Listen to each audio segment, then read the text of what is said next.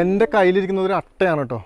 ഇതെന്തിനാണ് ഞാൻ ഈ അട്ടേനെ പിടിച്ചുകൊണ്ട് നിൽക്കുന്നത് നിങ്ങൾക്ക് ഞാൻ പറഞ്ഞുതരാം. ഞാനിപ്പോൾ നിൽക്കുന്നത് കൊട്ടാരക്കര നെല്ലിക്കുന്നത്ത് സ്ഥിതി ചെയ്യുന്ന അരീക്കൽ ആയുർവേദ ഹോസ്പിറ്റലാണ്. ഈ ഹോസ്പിറ്റലിന് ഒരുപാട് പ്രത്യേകതകളുണ്ട്. അതിലൊരു വലിയ പ്രത്യേകതയാണ് എൻ്റെ കയ്യിലിരിക്കുന്ന അട്ട.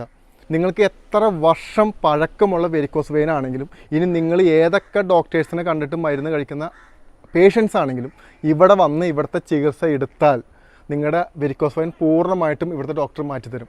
അപ്പോൾ അങ്ങനെ വെരിക്കോസ് വെയിൻ മാറിയ, ആ അസുഖം മാറിയ കുറേ പേര് നമ്മൾ പരിചയപ്പെടാൻ വേണ്ടി പോവാണ്. വളരെ ഭംഗിയായിട്ടാണ് ഈ ഹോസ്പിറ്റൽ ഇവർ ചെയ്തു വെച്ചിരിക്കുന്നത്. കാരണം ഇത് നമുക്കൊരു ഹോസ്പിറ്റലിൻ്റെ ഫീലൊന്നും അല്ല ഇവിടെ തരുന്നത്. നമുക്കൊരു സ്വന്തം വീട് പോലെ നമുക്ക് ഫീൽ ചെയ്യും. ഇപ്പോൾ ഞാൻ സംസാരിച്ചുകൊണ്ടിരിക്കുമ്പോൾ ഏകദേശം 4-5 മണിയായി. എന്നിട്ടും ഡോക്ടറെ കാത്തിരിക്കുന്നവരുടെ ക്യൂ ആണ് നിങ്ങൾ കാണുന്നത്. കണ്ടോ, ഇവിടെ എല്ലാം ഡോക്ടറിനെ കൺസൾട്ട് ചെയ്യാൻ വേണ്ടി ഇരിക്കുന്നവരാണ്. അത് ഒത്തിരി അകലയിൽ നിന്ന് വന്ന ഒരുപാട് ആളുകളുണ്ട് ഇവിടെ. കണ്ടോ, ഇത് ചേച്ചിക്ക് വെരിക്കോസ് വെയിനാണ്. നിലവിൽ പട്ടേനെ വെച്ച് കൊടുത്തിട്ട് ഇപ്പോൾ എത്ര സമയമായിട്ടുണ്ടാവും ചേച്ചി ഇതിപ്പോൾ വെച്ചിട്ട്? ഇതിപ്പോൾ 2 മണിക്കൂറോളം ആയിട്ടുണ്ട് അട്ടേനെ വെച്ചിട്ട്. നിങ്ങളീ കാണുന്നത് എല്ലാം അട്ടകളാണ്. ഈ അട്ടകളിലൂടെയാണ് ചികിത്സ ചെയ്യുന്നത്. ഒരാൾക്ക് യൂസ് ചെയ്താൽ പിന്നെ അടുത്ത ആൾക്ക് യൂസ് ചെയ്യില്ല, വേറെ പുതിയ അട്ടേനെ വെക്കുമല്ലേ. തിരുവനന്തപുരം മെഡിക്കൽ കോളേജ് കാണിച്ച്, അല്ലാതെ കടയ്ക്ക കാണിച്ച്, കുറേ സ്ഥലങ്ങൾ കാണിച്ച്, പിന്നെയാണ് ഇവിടെ എത്തിയത്. അതൊന്നും കുറവുണ്ടായില്ല? അവിടെ എങ്ങും കുറഞ്ഞില്ല, അങ്ങനെയാണ് ഇവിടെ എത്തിയത്. ഇപ്പം എങ്ങനെയുണ്ട് 10 ദിവസം ചികിത്സ? ഉണ്ട്, വേദനയൊക്കെ കുറവുണ്ട്. നല്ല വേദനയും നല്ല ഇതായിട്ടാണ് ഞാനിവിടെ വരുന്നത്. ഇപ്പോൾ ഒരുപാട് മാറ്റമുണ്ട്. നാളെ ഞാൻ ഡിസ്ചാർജാണ്.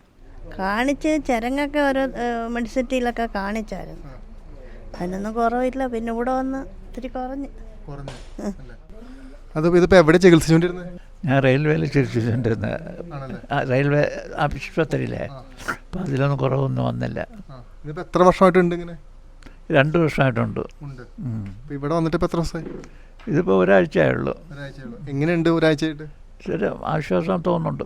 ഇത് ഹോസ്പിറ്റലിൽ മറ്റൊരു ചികിത്സയാണ്. അതായത് മെയിൽ പേഷ്യൻറ്റിന് കപ്പിംഗ് ചികിത്സയാണ്. നടുവേദനയ്ക്കുള്ളതാണ്. ഇത് കപ്പിങ് യൂസ് ചെയ്യും. കപ്പിങ് കഴിഞ്ഞ് പിന്നെ കിഴിയാണ് യൂസ് ചെയ്യുന്നത്. ഡോക്ടറെ നമസ്കാരം. വെരിക്കോസ് വെയിൻ, വെരിക്കോസ് അൾസർ പേഷ്യൻസാണ് കൂടെ വരുന്നത്, കൂടുതൽ വരുന്നതും.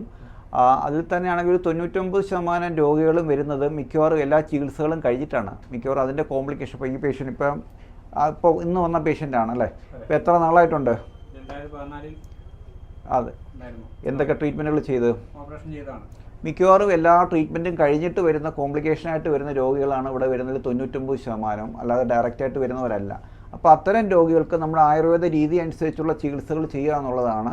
എല്ലാ വെരിക്കോസിനും ഒരേ ട്രീറ്റ്മെൻറ്റ് എന്നതല്ല നമ്മളത്. ഓരോ വെരിക്കോസ് വെയിൻ ട്രീറ്റ്മെൻറ്റും അവരുടെ എത്ര നാളായിട്ടുണ്ട്, എത്രമാത്രം അനുബന്ധ രോഗങ്ങളുണ്ട്, മറ്റ് കോംപ്ലിക്കേഷൻസ് എത്രയുണ്ട് എന്ന് നോക്കിയിട്ടാണ് നമ്മൾ ട്രീറ്റ്മെൻറ്റ് ചെയ്യുന്നത്. ഡോക്ടറെ സഹായിക്കാൻ ഡോക്ടറുടെ അമ്മയുണ്ട് രംഗത്ത്.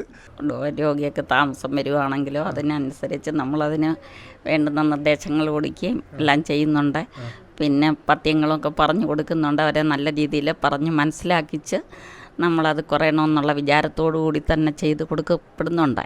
പിന്നെ രോഗികൾ വരുമ്പോഴും നമ്മൾ നല്ല ആശ്വാസമുണ്ടോ, എത്ര അങ്ങനെയൊക്കെ ഇരിക്കുന്നു, പഥ്യങ്ങളൊക്കെ നോക്കുന്നുണ്ടോ, മരുന്നുകളൊക്കെ കഴിക്കുന്നുണ്ടോ, എത്രത്തോളം റിസൾട്ടുണ്ട് എന്നൊക്കെ നമ്മൾ അന്വേഷിക്കും. അപ്പോൾ നമ്മൾ ഏറ്റവും കൂടുതൽ പ്രാധാന്യം കൊടുക്കുന്നത് ഒരു ജീവിതശൈലിക്കാണ്. മിക്കവാറും ഈ പറയുന്ന വെരിക്കോസ് വെയിൻ മാത്രമല്ല, എല്ലാ രോഗങ്ങളും ഉണ്ടാകുന്നത് നമ്മുടെ ആഹാര രീതി അല്ലെങ്കിൽ ജീവിതശൈലിയാണ്. അപ്പോൾ ജീവിതശൈലിയിലുള്ളൊരു ക്രമീകരണത്തിനാണ് നമ്മൾ ഏറ്റവും കൂടുതൽ പ്രാധാന്യം കൊടുക്കുന്നത്.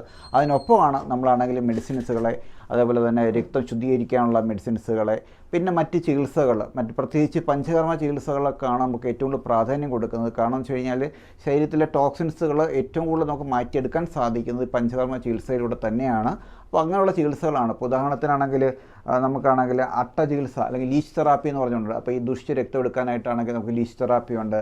അതേപോലെ തന്നെ ആണെങ്കിൽ രക്തമോഷ ചികിത്സയുടെ പല വിഭാഗങ്ങളുണ്ട്. ഇപ്പോൾ സ്ഥിരാവേദനയുണ്ട്, അതേപോലെ തന്നെയാണ് കൊമ്പുവയ്ക്കുക എന്ന് പറഞ്ഞ ചികിത്സകളുണ്ട്, വസ്തി പോലുള്ള ചികിത്സകളുണ്ട്. അതേപോലെ തന്നെയാണെങ്കിൽ കണ്ടീഷൻ അനുസരിച്ചിട്ട് വിരേചനം, അതേപോലെ വമനം പോലുള്ള ചികിത്സാ രീതികളൊക്കെ തന്നെയുണ്ട്. അപ്പോൾ ഇതൊക്കെ തന്നെയാണെങ്കിൽ നമ്മളാണെങ്കിൽ രോഗികളുടെ രോഗത്തിനനുസരിച്ചിട്ട് അവരുടെ പ്രകൃതി അനുസരിച്ചിട്ടാണ് നമ്മൾ നിശ്ചയിക്കുന്നത്.